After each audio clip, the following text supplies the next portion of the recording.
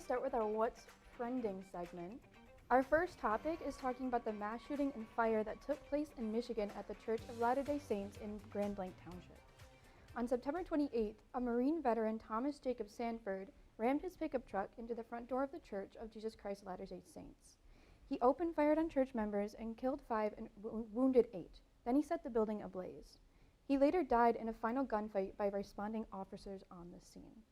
When you guys heard about this, or if you did, what was your initial reaction to hearing about it? I was shocked that happened so close to home, especially with everything else happening. It's been mostly out west. And 2, I was just kind of sad that another event's happened like this in the past 2 weeks now. It's just another one of those things where it was someone targeted a group of people for what they believed in and what they were saying, and that just has no place in this world. Yeah, totally agreed. To me, I didn't know he was a veteran, but that just, in a way, kind of shows how we need to help our veterans' mental health and physical health. I know I come from kind of a military family.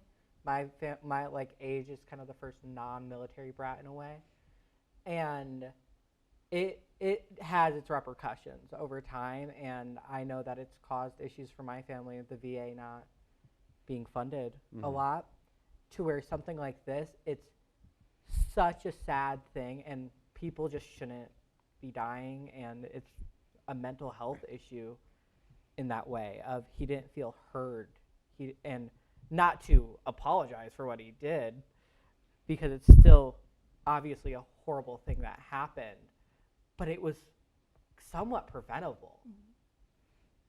Yeah, I definitely agree. I was really upset when I heard the news. I was pretty sad about it. However, I wasn't surprised, and I feel like that's a big issue in our country right now. I definitely agree with the mental health. I think that's super important, especially for our veterans right now, because they are not as supported as they should be, and I think that everyone should just get more support. Yeah, I think taking the mental health approach would help everyone, especially veterans and people who are at risk of severe mental illness and things because of what they've gone through. But also, I think the approach of mental health will help the victims, the people who witnessed it, the people who were injured, the people who lost family members. I mean, that's really traumatic for them as well. So if we approach it with mental health in mind, I think it would probably help a lot of people. Yeah. Death is really a derealized topic for us right now, and I don't know if it's because of the news or the frequency at which things are happening, but it's a sign that a lot of us are mentally ill. Whether we realize it or not, we all need help. Yeah. For sure. Yeah, it's something like this so tragic. We're all able to just sit here talking about it. And that's kind of insane. It's been 3 weeks on the show in a row of Yeah, a tragic event, just every single week. So, and probably every single week after this, we're gonna have something like this, and that's kind of insane. Yeah, seriously though. Yeah, we're so desensitized. Yeah.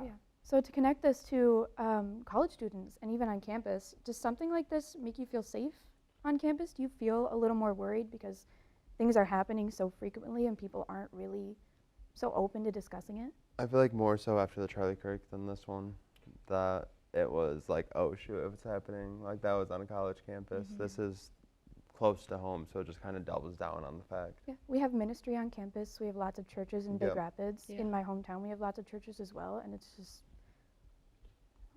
Yeah, and I feel honestly just as safe, which is unsafe. Yeah. It's getting closer to home, but we had the MSU one a bit ago. There's been these issues. Yeah, that's true. To where we can say that this is a new thing, never happened before, but sadly it has. Like even my high school, we had a bombing at my high school. Wow. And luckily no one was, there was only injuries, no fatalities. But that happened in my freshman year of high school, sophomore year of high school, to where something like this is just so commonplace. Yeah, for sure. I definitely agree. I think I grew up in Big Rapids, so we had a few bomb threats throughout my years, but nothing ever serious happened. However, I know personally for me, I now when I go into a room, I like look for the exits of the room. Like that's really sad that I have to do that, but like at least I'm, preparing myself. But especially like going into a concert hall, when I go see shows, I look for the exits and it used to be safe and now it's just Sitting in unsure. an aisle seat is Yeah. like mandatory. Yeah. For sure, definitely in class. So, speaking of concerts, in news of entertainment, Grammy winner Bad Bunny was announced to be the main headliner artist for the Apple Music Superbowl LX halftime show on February 8th, 2026, making history for being the first Latin male artist to solo headline a Super Bowl halftime show. The 31-year-old artist, Benito Antonio Martinez Ocasio, has won 3 Grammys and 12 Latin Grammys, and he's actually surpassed 7 billion streams on Spotify alone. However, prominent Republican figures like President Donald J. Trump have criticized the NFL over the choice of Bad Bunny due to him canceling U.S. tour dates earlier this month. His reasoning for the cancellation, though, was he was worried his venue would be a target for potential ICE immigration raids. So what do you think about him headlining the Super Bowl? I'm a fan personally. I like this type of music, but that's just me. It's a switch up from what they've done in the past for sure. Yeah, I think he's a great artist. He is obviously popular. Yes. And I mean, America, there is a large Latin population, large Hispanic population in America to where show the people what they want. We haven't had a Latin man headline solo yet. That's kind of crazy. For sure. Yeah, I personally don't listen to his music, but I think it is kind of cool to have a different genre switch up. Like we've never had, this act before. So I think it's going to be super fun. And I think it's able to bring in a new crowd of people that weren't previously watching the Super Bowl. That's a good point. That's a really good point, actually. Yeah, I'm- football's for everyone. I'm really excited for it. It's a huge thing.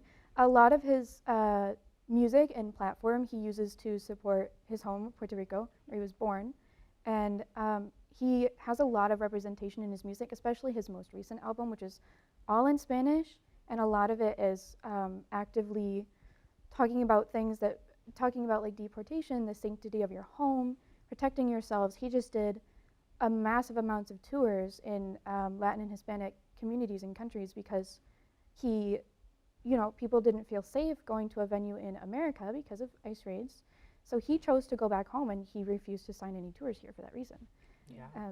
It's a lot of people are scared, I know, because they think that this is going to be another ICE raid and they're really confused why he's doing it. But I actually talked to some friends of mine and their statement was, because they've listened to him a lot, anybody who is in danger of an ICE raid is not going to be there, and most of any American cannot afford Super Bowl tickets. Yeah, that's true. I don't know how much Not they in go this for, economy. but it's a good amount. Yeah, it's kind of an elite thing to be able to go, or it's Yeah. your splurge. This is your family vacation for the Yeah, year. Yeah. seriously. A single sure. night of football. Yeah. Do you guys think that? Do you think that anyone's actually in danger there at the venue? Not really. I think it's gonna cause issues It's more also than the there's gonna Super be Bowl, issues. though. Like, in there's so much Yeah. security on top of it already. You there's know what I good mean? security, but we'll see what happens by the time we get there. There's already this much hate on it. Yeah, Yeah. that's fair. Yeah, that's fair. So, in gaming news, Electronic Arts, the maker of video games like Madden NFL, Battlefield, and The Sims, is being acquired for $52.5 billion by a couple of private equity firms. Some of them involved are Silver Lake Partners, Saudi Arabia's Sovereign Wealth Fund, and Affinity Partners. Funnily enough, the private equity firm Affinity Partners is a company that's run by President Donald Trump's son-in-law, Jared Kushner. This highlights the United States and Saudi Arabia's strengthening economic relationship. Have you guys ever heard of EA or played any of their games? Yeah, I've heard about it for sure. Played a few of their games. I'm curious to see what them being in partnership with Saudi Arabia does in terms of censorship for the games. Yeah, agreed. I mean, honestly, I've always seen EA as kind of like the kind of like AAA games where it's like, oh yeah, it's a game that comes out every year. We get Yeah, a that's Madden, fair. we get a this, like Yeah. Sims updates. It's very pay to play Yeah. in a lot of ways. To where I've never been a fan of any of their games for the most part, but seeing that this like all this stuff getting acquired by government sources is kind of uncomforting because it makes it so much easier For for Donald Trump's son-in-law he'll take what his father-in-law is saying into account when making those business decisions. When, to me, I don't think politics should overlap with really business at all. Because also the Saudi Arabian company, the owner of it, I cannot pronounce his name or remember at the moment exactly. He is one of Trump's golfing partners. Oh. To where it's a lot of, businesses are more than allowed to separate, but we have rules against stock trading, involvement in business, and I feel like we need to actually like remember that, because I'll just say it, this is another way for the rich to get richer. It is. In my mind. No, I get that's that. how I see it, is these people are so involved in our government. Our government is wanting to show, not always wanting to show an exact message, but censorship is censorship. Mm-hmm. Yeah, that's fair. I don't really play a whole lot of video games. I've heard of EA. I mean, I've played Sims before because I love to micromanage. What can I say? But yeah, I hope it's not falling into the wrong hands, if that makes sense. Yeah, definitely.